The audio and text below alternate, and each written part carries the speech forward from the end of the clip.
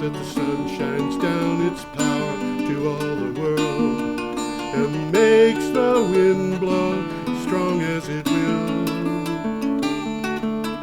I wonder how gentle rains can fall upon the land, so lovely earth can stay lovely still.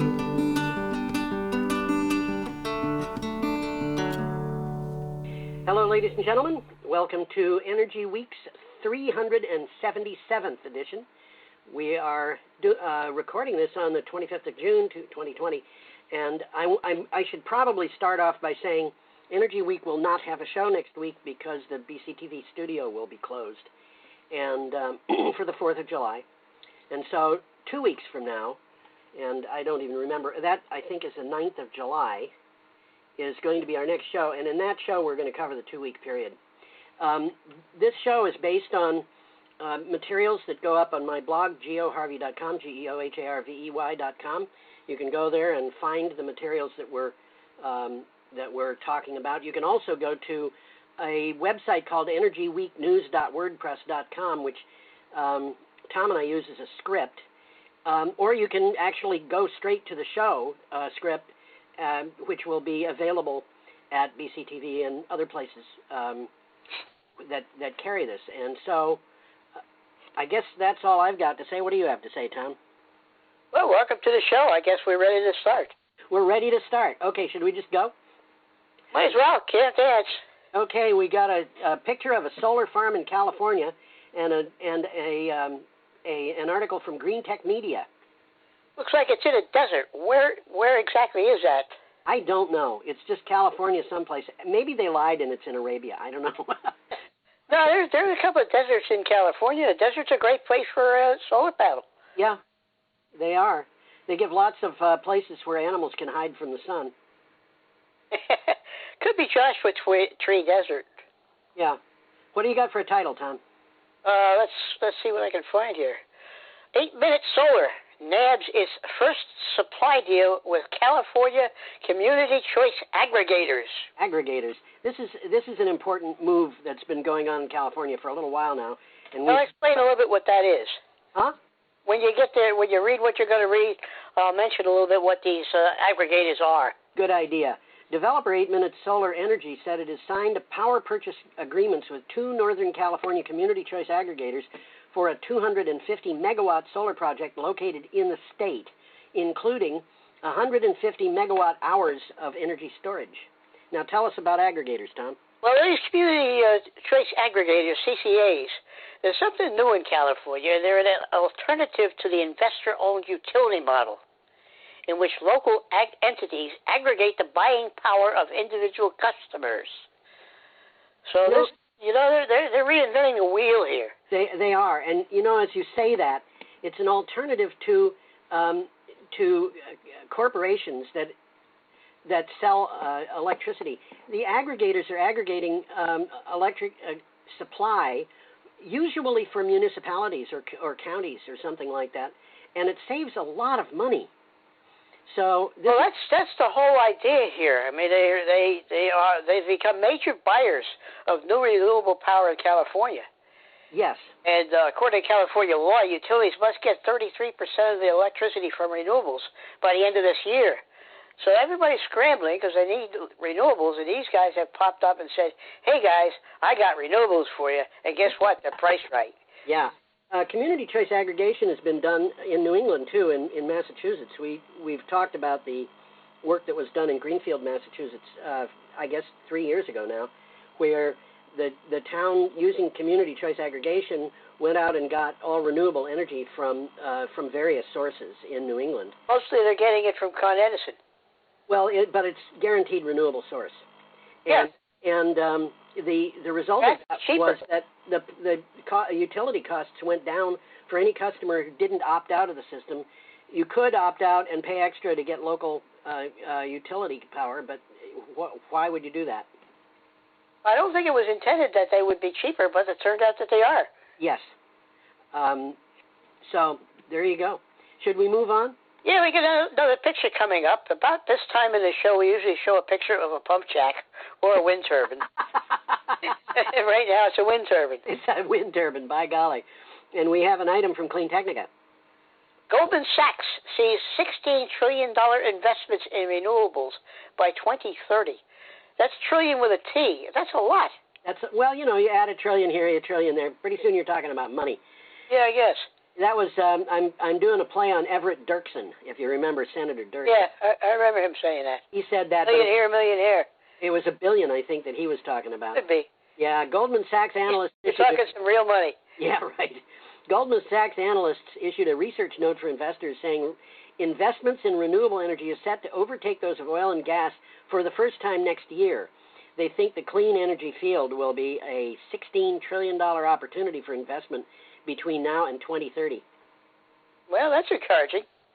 This business of climate change and renewable energy and pollution and all of that, I think is probably the biggest business opportunity ever to present itself to human beings.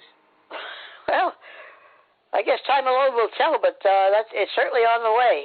Yeah, we've got an item coming up at the end of the show that really kind of says it. We got a little takeaway from this one. Good. Renewables will represent a quarter of all energy spending in 2021. That's next year. Yes. Clean energy could drive $1 trillion a year in infrastructure investment by 2030. Yeah. Create 15 to 20 million jobs.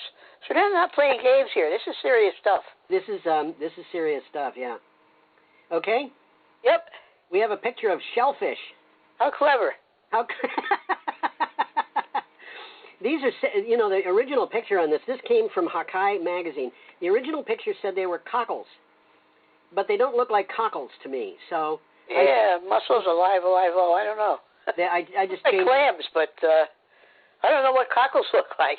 I looked up pictures of cockles, and they didn't look like this. But of course, there's lots of different species, so who knows? These look like river mussels to me.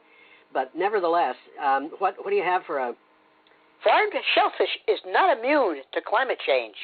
Yeah, some farmed seafood products, especially shellfish, do not tax the environment and can help feed a growing population without taking a heavy environmental toll. According to a study, climate change and ocean acidification could disrupt global shellfish aquaculture in just a few decades. Well, you might be wondering why they don't tax the environment, and there is an answer to that.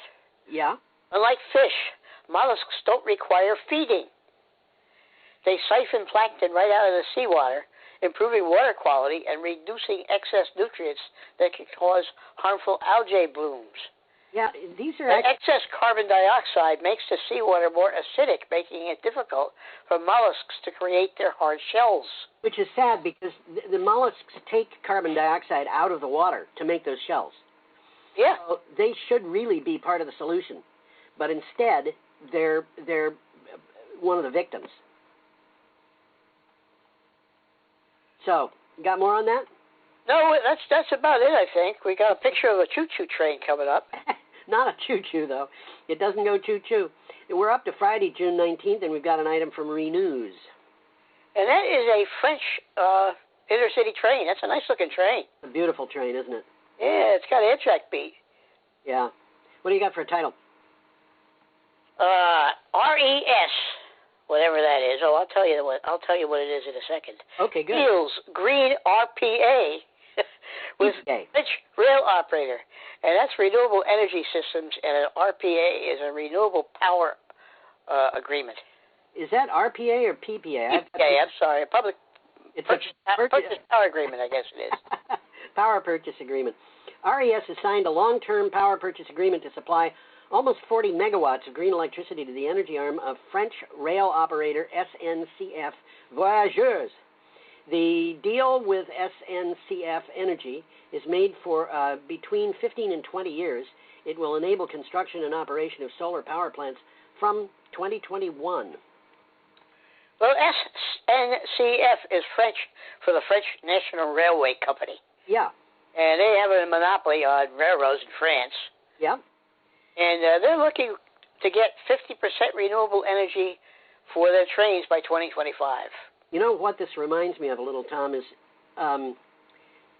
several years ago, I had an article on my blog about the fact that I think it was the rail system in Belgium was going to be 100% powered by wind power. And the article that had that had comments on it, and one of the comments was from a young man who said, or a man, I should say, who said, this was really stupid. Don't the Belgians know that the wind doesn't always blow? Their trains are going to be shut down whenever the wind isn't blowing. And, you know... So they were going to put sails on the trains, huh? But when the wind isn't blowing, the sails won't work. It's like, you know, I sent him tongue-in-cheek. I know. I sent him a reply that said, maybe you should tell their engineers. Maybe what? Maybe you should tell their engineers. You know, the electricity flows from many places, and if you agree to buy it from wind power, that just means that you're paying for wind power. And if the wind isn't blowing, then you get electricity that the people you paid to have to buy from somebody else. So, or get it from storage or something like that. Whatever. Yeah. Okay. Well, SNCF is aiming for 50% renewable energy by 2025. Yep. This article, by the way, is from Renews. Yes, it is. Yep. Should we go on? Our next article is from the Weather Channel. That's interesting. Is picture some people installing solar panels, and the article says that's happening in California. But I don't think people in California wear hats like that. Maybe it was a bad joke by the people who own the company that hired these guys. Well, it's from the Weather Channel. Yeah. And it says global renewable energy growth equals coal for the first time ever, BP report says. No, this is a very confusing article, and I found it, I almost put this up because it was a good example of how people can get confused. Let me read the Well, they're talking about growth. That's the important part. Yeah, and I think that this is way out of date. I'm not sure. Renewable energy sources experienced record growth in 2019, matching that of coal for the first time ever, according to an annual report from oil company BP. The Statistical Review World Energy tracks energy growth, usage, and trends. I don't know. It struck me that it had done that before 2019. Well, coal is still the largest single source of power generation, accounting for about 36% of global power, yes, compared to only 10% from renewables. Yeah, but in 1905, most transportation was done by horses. That didn't mean that horses represented the future. Well, the World Health Organization estimates that some 4.2 million people will die worldwide each year due to the effects of outdoor air pollution. And climate change will cause some 250,000 additional deaths per year. Yeah. So to get to net zero by 2050, the world requires reductions in carbon emissions for the next 25 years. Yes. A goal that can be met only with a radical shift in all our behaviors. And that last part is a quote. Yeah, and what we've been doing is, because of bad leadership, and this is not just in the United States, it's worldwide, we've been putting this off and putting it off and putting it off. Our feet, but inevitably it must happen, and it's just going to be more costly the longer it takes. Well, there's another thing to remember here, Tom, and that is when you say more costly, that means somebody else is making more money. And that, again, is one of the things that makes this a very big business opportunity. Sure. Should we go on? I think we can. We've got a picture of wind turbines here. Is that what they are? That's what those are. That's amazing. Yeah. I thought they were pump jacks. This is from the Santa Barbara Independent. Renewable surge while coal power fizzles. I guess it does. This year. Huh? Where have these people been? I'm sorry. That's old news. This year, for the first time, renewable sources will provide more electricity than coal, the Energy Information Administration says. The EIA predicts electricity from coal generation will drop by 25%. That is not to 25%. It's already gone past that. It will drop by 25%. A 25% drop in 1 year is a huge drop, while electricity produced by renewables is expected to grow 11% despite our pandemic slowing things down. And despite the White House's efforts to shore up the coal industry. Oh, man. It's like dig a hole and throw money in it. Well, the New York Times cited the closing of over 200 coal-fired power plants during the past decade. closing of over 200 plants. Yes. More than a third of all the plants in America. You know, that by itself tells you something. Did you say in the last 10 years? Decade. 10 years. That's the last 10 decade. Okay. So. And, you know, this is what's going on. Another 40 have announced they're going to close. Yep. In the last 10 5 years. And the final takeaway here is renewables are now the fastest growing source of electric power in the U.S. Yes, and in the world. In the last 10 years, a third of all coal-powered generating plants have closed, and the amount of electricity generated by coal has dropped 50%. Now, what does that tell you? It tells you that the remaining coal-powered plants are not operating at a high capacity. I think we're going to mention that in a little while, but yeah, absolutely true.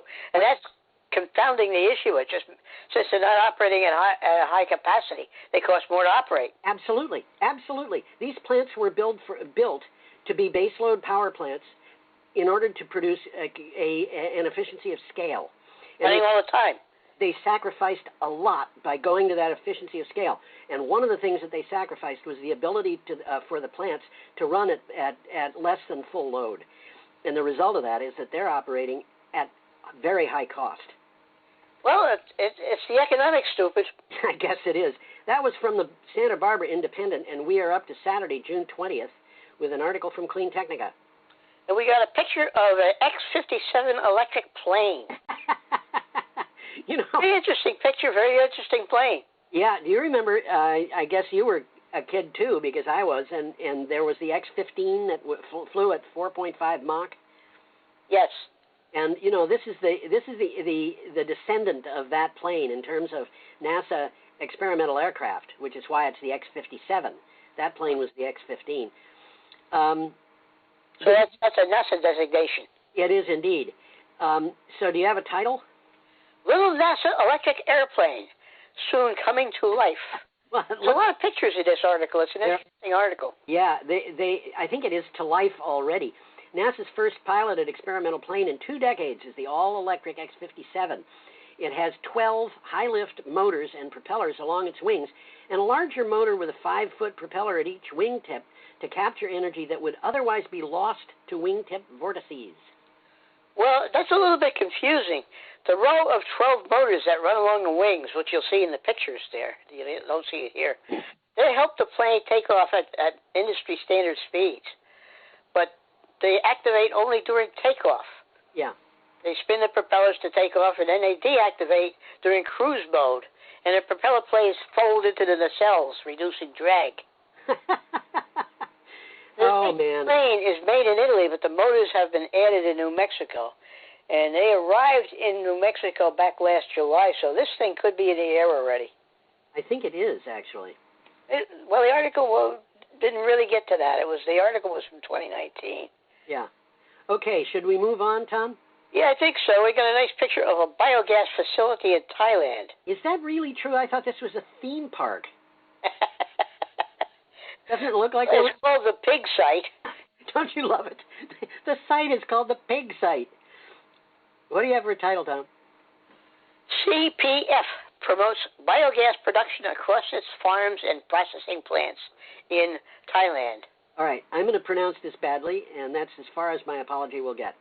Sharoen Pokphand Foods PLC is working towards renewable energy consumption through biogas production at all pig farms in Thailand for long-term energy security as well as maximum efficiency under the current economy concept.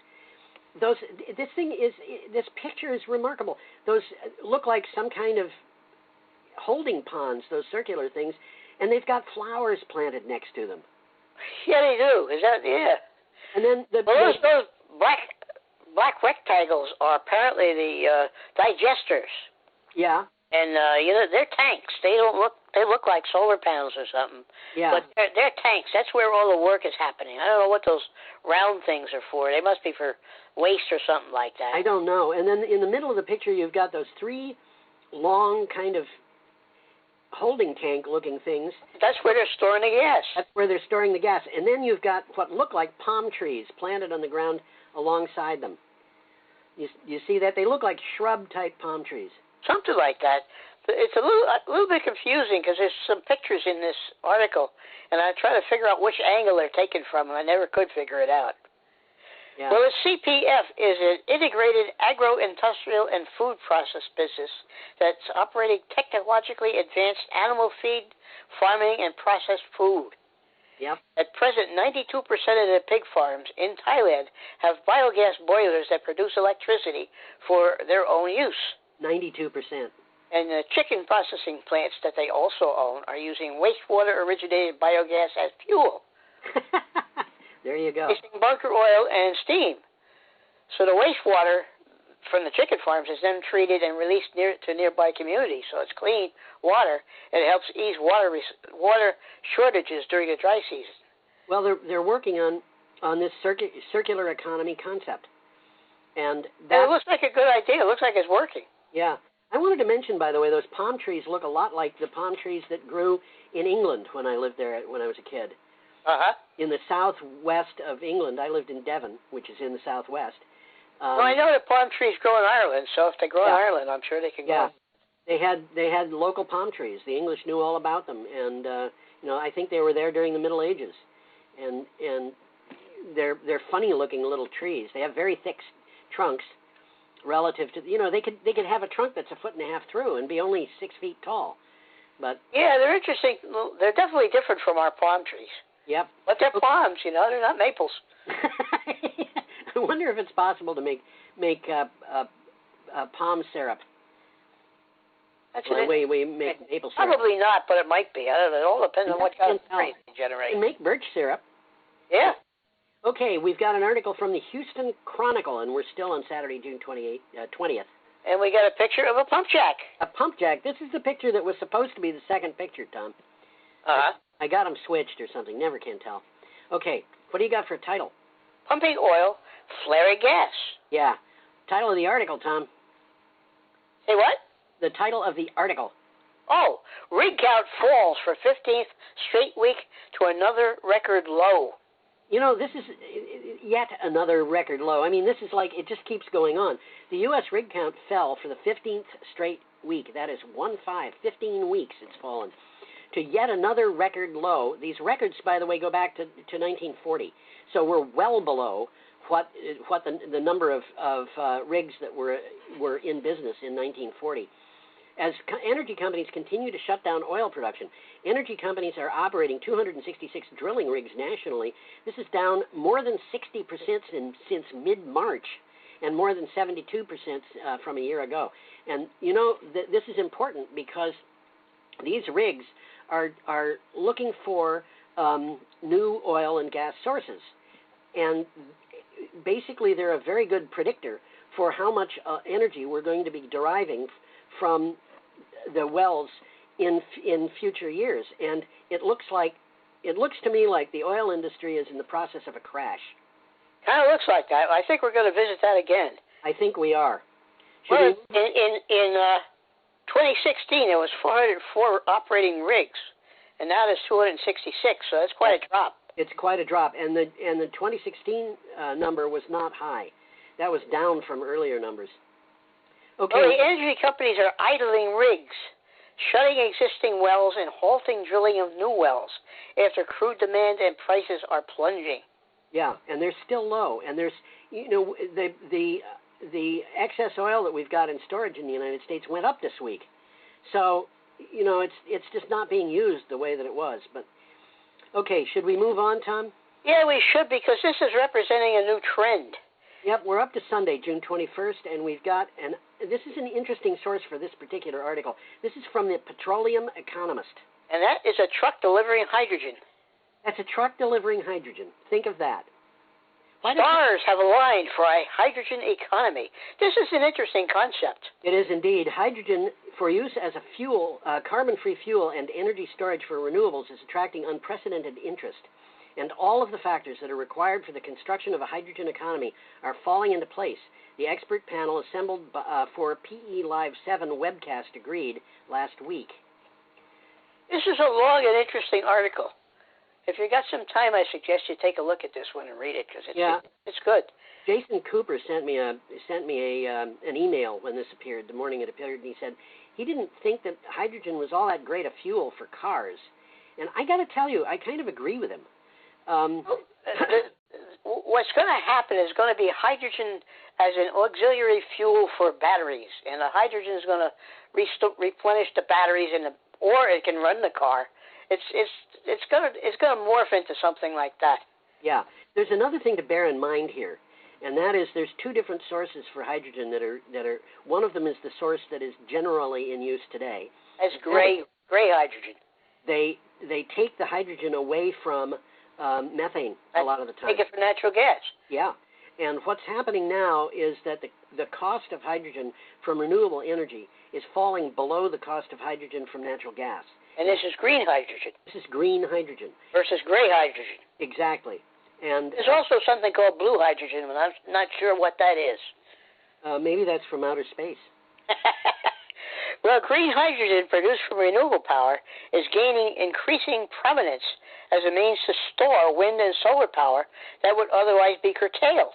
Yeah, and this is interesting, too, because, you and I have talked a lot about how hard it is to store hydrogen, but they seem to have figured that one out. It looks like they have, and the thing that's interesting about that is that hydrogen, you can put you can store electric power in lithium-ion batteries and things like that, and that's a great way to deal with things, but not on a long-term basis. And you can make hydrogen in the summer and store it for winter use. And its use in the winter is particularly great because it can be burned instead of natural gas, which means that you could use it for heating and you could use it for cooking.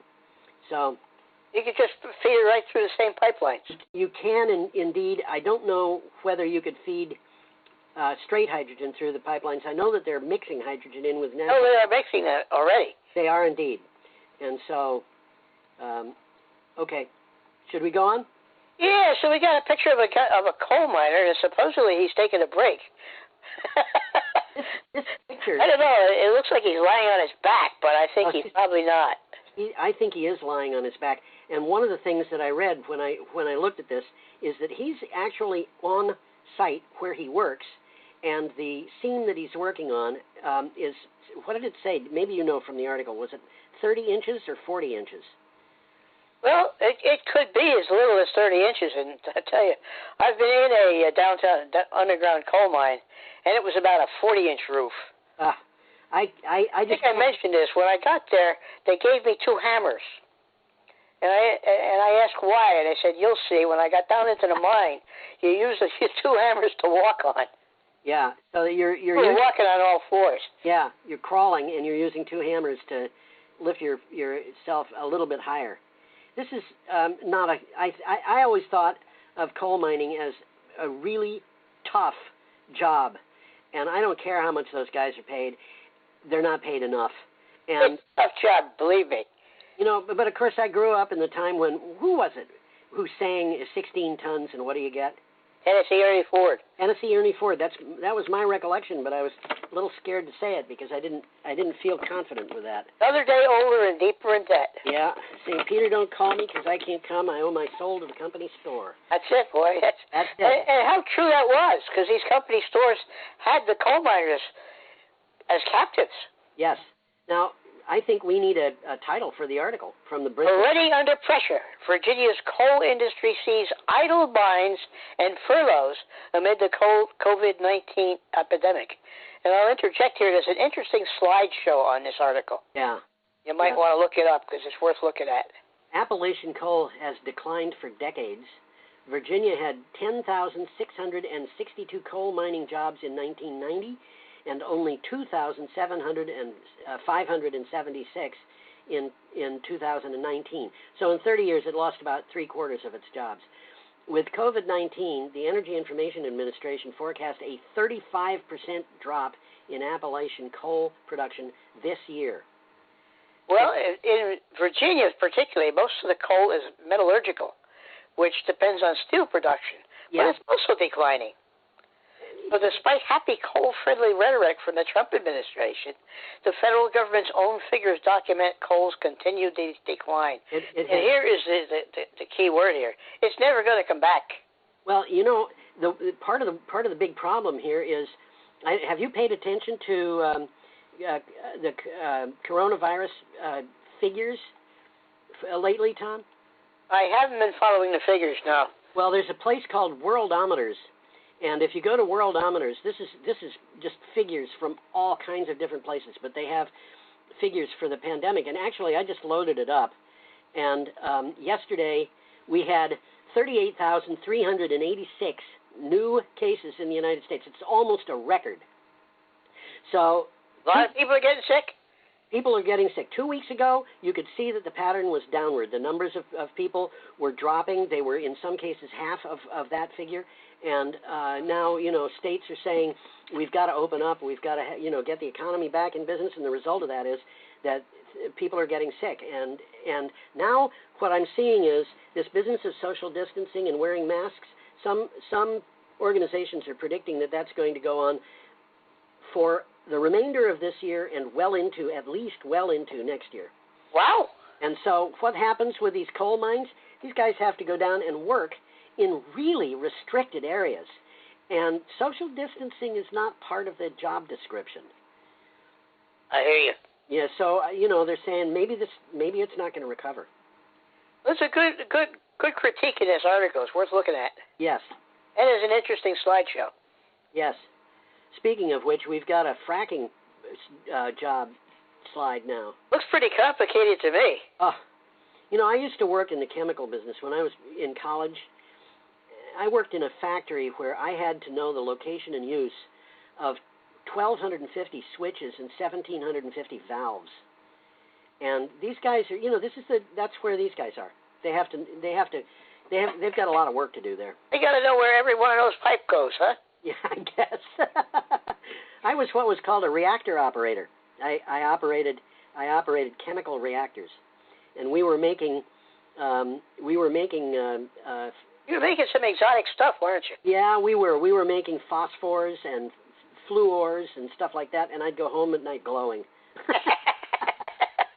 So, I would talk to years ago just for fun, talking to nuclear engineers. I'd tell them that I was a reactor operator and I glowed at night, and they,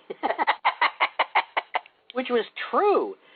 At least if I got under a blacklight, I'd glow because I'd have this residue of these things on my skin.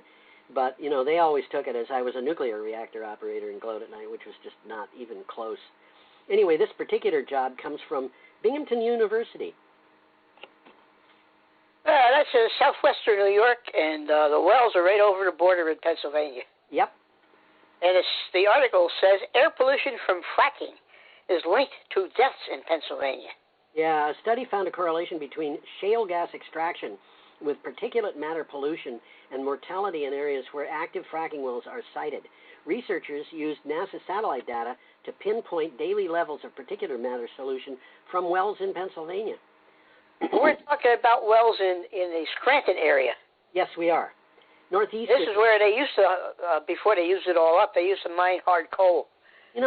Tom, I remember driving through Scranton at night, and this was probably 35 years ago. Didn't need headlights, did you? What's that? You didn't need headlights. They had coal tips up there, which were basically small mountains that glowed.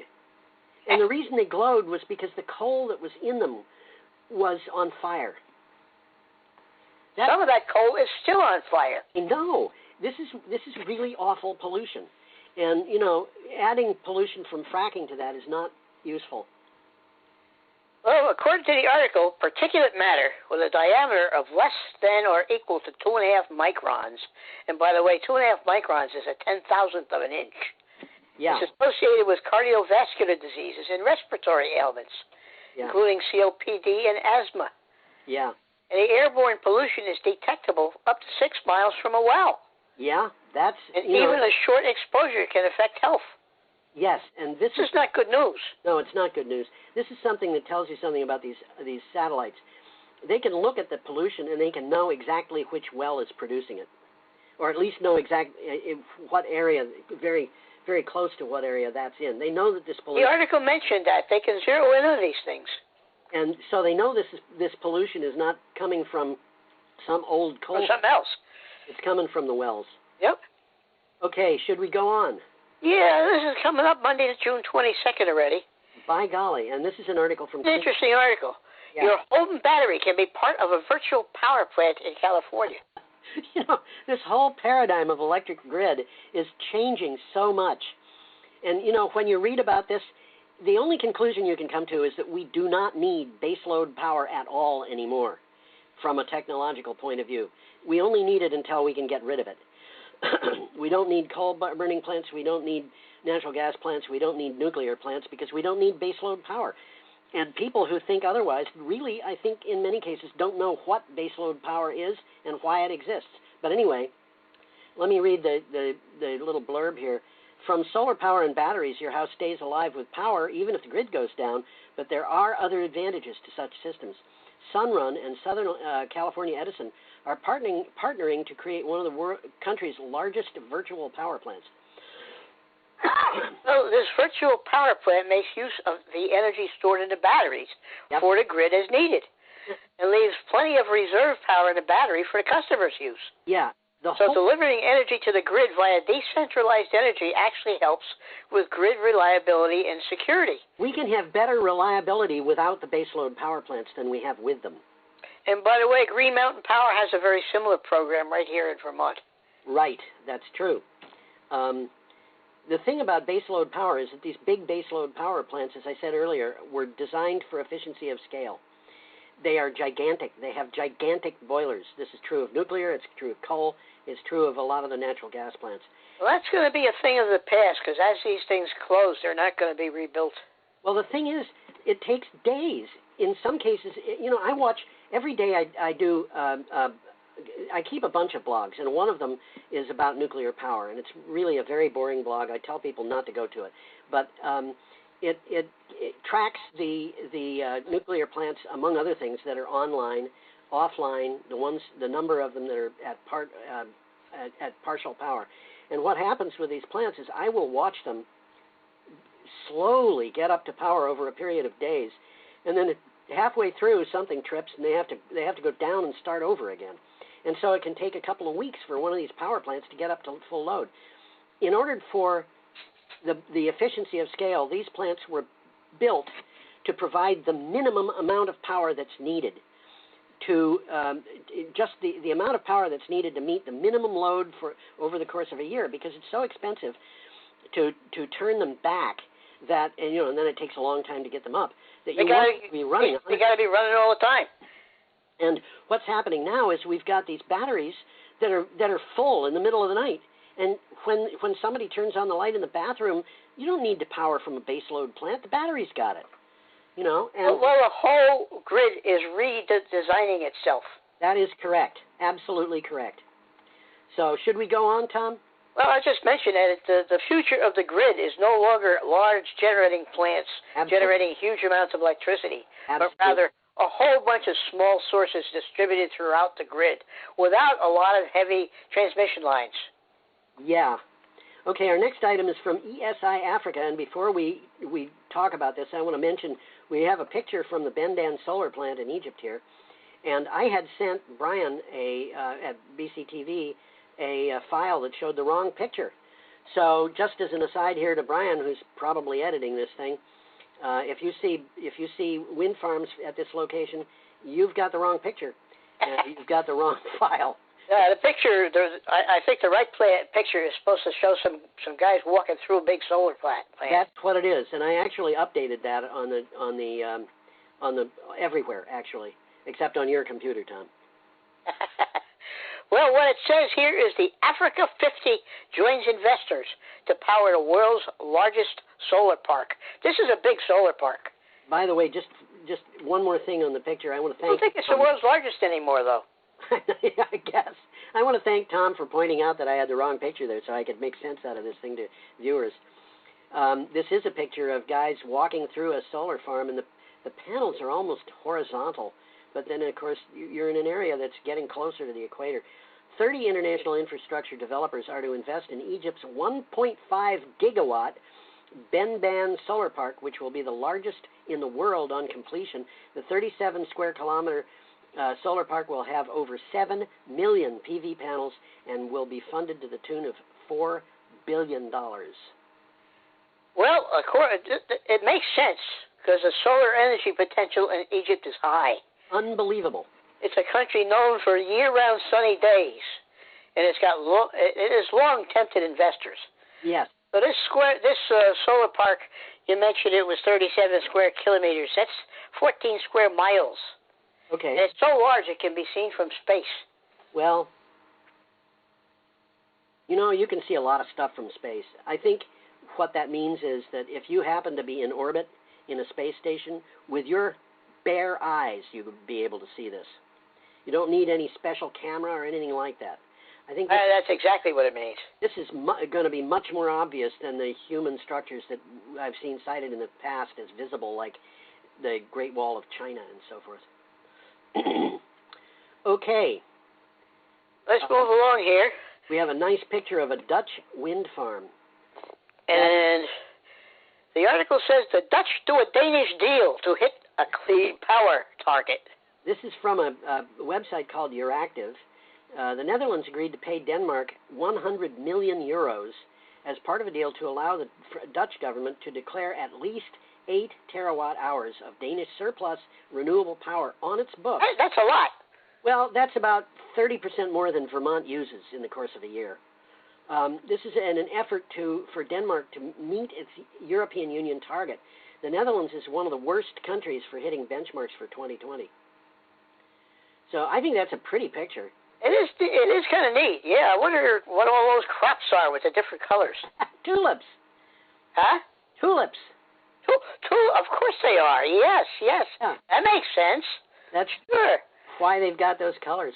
Well, the Dutch need to reach 14% renewables by the end of the year, but they're only halfway there. Yeah. So renewables projects in the pipeline aren't going to be enough to bridge that gap.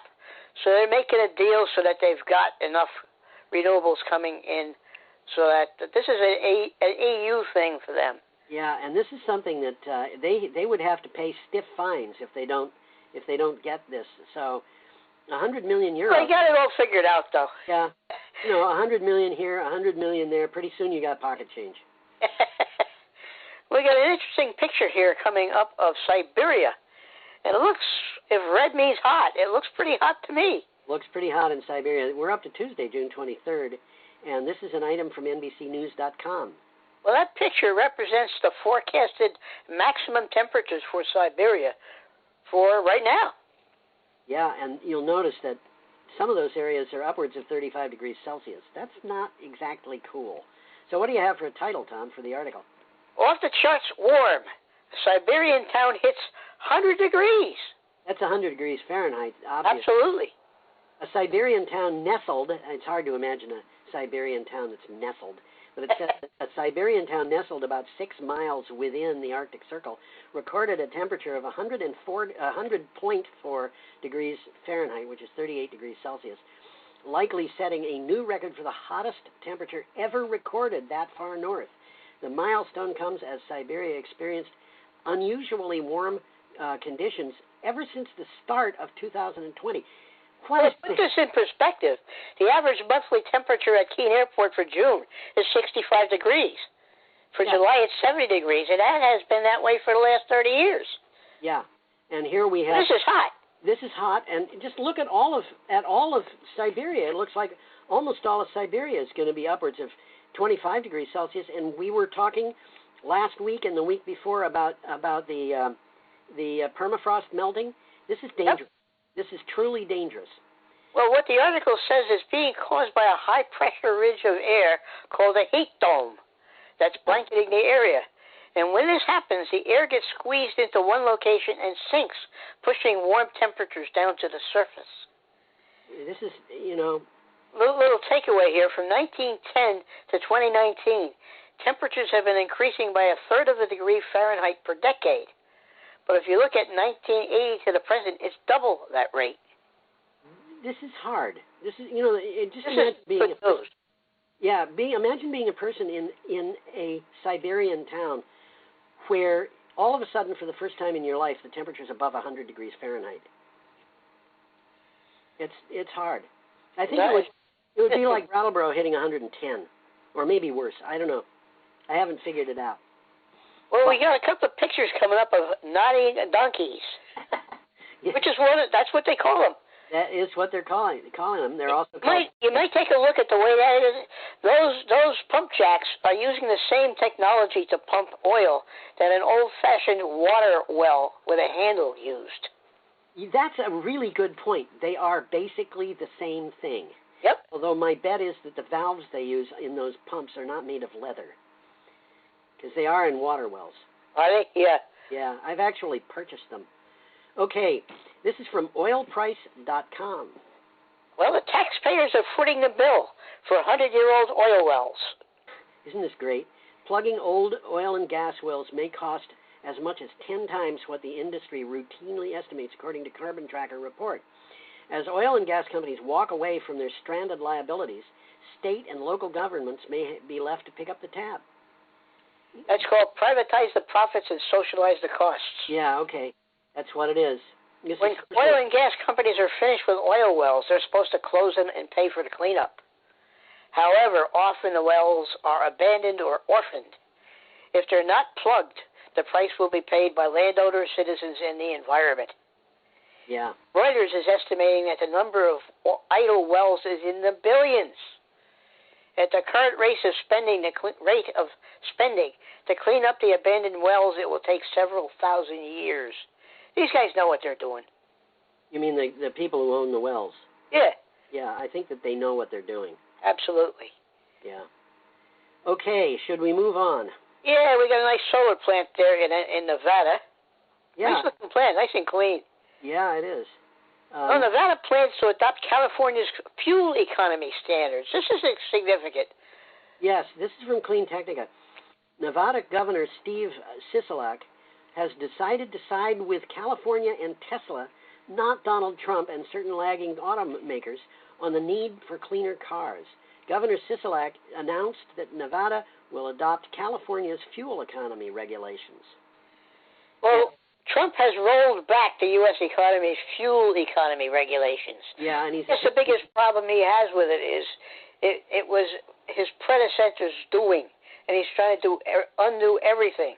This is infuriating. You know, there are two guiding principles behind the federal government today, and one of them is boost Donald Trump's ego, and the second is destroy anything Barack Obama ever did.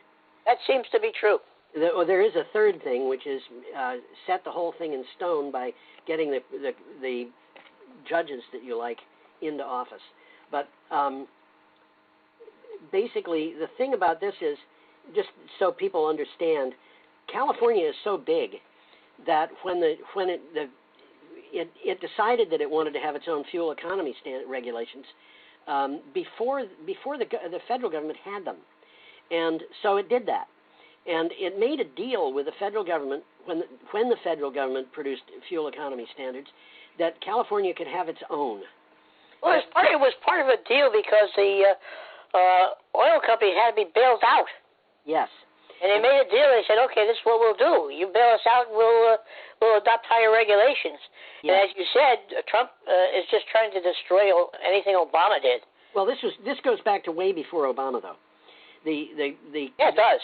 The California regulations are actually kind of old, and although California has been working on, keeping them up to date, but the thing is, other states, the deal here is, how do you sell a car when the regulations in, say, New York State are different than they are in California? You have two models, and one of them is a California model. But since you're producing a California model anyway, part of this deal is other states can adopt, and this is legal, the California fuel economy standards. And how dare California actually want something like clean air? Yeah, right. And I think there were a total of 17 states that had California's fuel economy regulations, Vermont being one of them. Well, you're just about right. 14 states, Washington, D.C., and they just added 2 more states. Okay. And Nevada was one. So, basically what's happening is these states, there's a suit going on. The federal government is trying to shut down the California fuel economy standards, and all of these states are suing the federal government over it. And the automobile companies are siding with the states. Isn't it strange? Can you do anything right, Mr. Trump? Okay, should we go on from that? Yeah, we got a picture nice of the first home computer. Yeah, this is from Wednesday. Like it's made of wood. It's made of wood. That's the Apple I. And you know, Tom, this is something that's really interesting. These machines, these Apple I's, were made by hand by Stephen Wozniak, who was the partner of Stephen Jobs, who the two of them started Apple Computer. And I looked at this and I thought, I wonder if it's possible to buy one of these things at eBay, because you know you can get almost anything at eBay. So I looked it up. It is, but they're expensive. There are two of them for sale on eBay right now. One of them is just an ordinary one, and the asking price on it is $6,666.66, which happens to be precisely $6,000 more than the original asking price for the Apple I, which is $666.66. Was it really? It was. The other one, the asking price is $1.5 million. That particular computer is. I don't think they're going to get a lot of bids at that price. I don't know. They might. The computer is signed by Steve Wozniak. So this is from oilprice.com. You got a title for it? 3 companies that are bigger than the entire oil and gas industry. This is mind-boggling.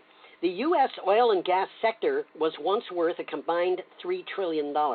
Now there are 3 companies with higher valuations than the entire sector. And it's worth to note that all 3, which are Amazon, Apple, and Microsoft, are tech giants with sizable clean energy investments. Well, that's a good thing to mention. They're investing heavily in renewable energy, basically for their own use. That's right. Each company of these 3 is bigger than the entire U.S. oil and gas sector in terms of market capitalization. Well, the technology sector has seen massive gains over the past decade, while the oil and gas sector has maintained a downward trajectory. Yes. Oil and gas stocks have fallen so much that you'd have to go back to 1979 to find a time when their weighting on the Standard & Poor's 500 was this low. Yeah, and you know, the amount of money that we're throwing at the COVID-19 crisis. The first thing that Donald Trump said after he said that he had stopped it at the border, you know, and then that it was declared a national emergency, he asked for $2.2 trillion as a stopgap thing to get the economy going. And these oil and gas companies, their market cap right now is less than $1 trillion. So the amount of money that we're spending on COVID-19, now I think it's up to $5 trillion or something, is a multiple of the value of all of the stock in all of the companies in the oil and gas sector. Well, I didn't look at it that way. That's significant. Yeah, and what is that sector doing? Well, that's the sector that provided most of the money for the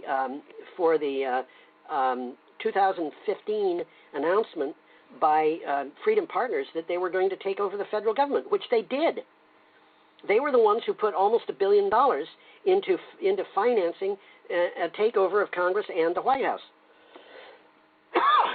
So, you know, this country is being controlled by people who are in a failing market sector. They're still in control, huh? They're still in control. They're the ones who are appointing all the federal judges. Yeah, you're right. That's not good news. Donald Trump and the Senate, that's what they're doing. And the only thing that we can do to stop them at this point is to vote them out of office. And I want to point out, I'm not a Democrat or a progressive who's complaining about Republicans, because these people who are doing this are Republican in name only. And they even went so far as to point that particular title at anybody who disagrees with them, which would include, I'm sure, Richard Nixon if he were alive, or Ronald Reagan.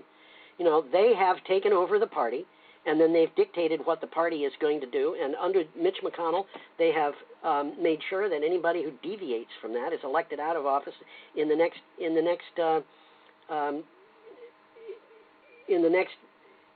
election. Money is speech, isn't it? Well, that's what it is. And we've got a problem, and the problem stems right back to Citizens United. The federal courts are allowing huge businesses to control the marketplace. Money is speech. In the name of a free market. Yeah. I never passed that one. Well, I know how they did it, but it's not news for America. Yeah. Our next item is from Renews, and it is a nice picture of a beach, which has these horrible things in the distance Look at how ugly those things are. There's nothing there, is there? Well, Well, if you look on the left of this picture, yeah. about a quarter of the way from the left to the right, you can see 6 tiny white things on the horizon. I couldn't make them out in the picture. Well, they're masts of wind turbines. Well, it's a simulated view. Now there's projected to be 6 turbines, and they're going to be located 8 miles out into the lake. Well, that's what, So that's what you're looking at here. 8 miles away. And this is from Renews, as I said. You got a title, Tom?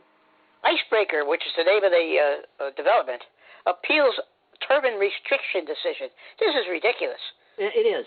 The Lake Erie Energy Development Corporation appealed a ruling made by the Ohio Power Siting Board on Icebreaker Offshore Wind Farm in Lake Erie. LeadCo said the ruling may be fatal to the 21-megawatt project.